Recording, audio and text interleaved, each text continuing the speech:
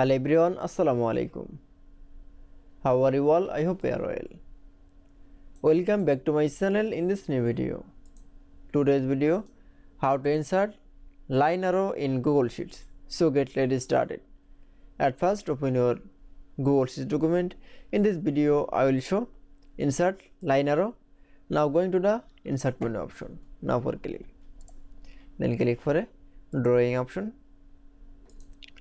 Then choose from line. Now select from line. Now click for arrow.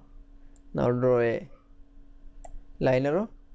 Now this arrow is change color. Now click for a line color option. Now click for a then choose color. Now line width. Now click for line width. Then click for 8px. Now click for save and close option. That's it. Now move to the line and resize the line arrow.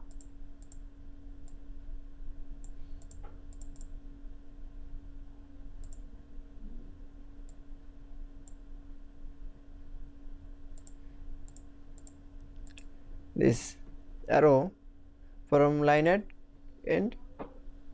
Now this is line. Now click on save and close. That's it. Then I show insert line arrow in Google Sheets is very easily. I hope to enjoy the video. Please like, comment, share and subscribe my channel.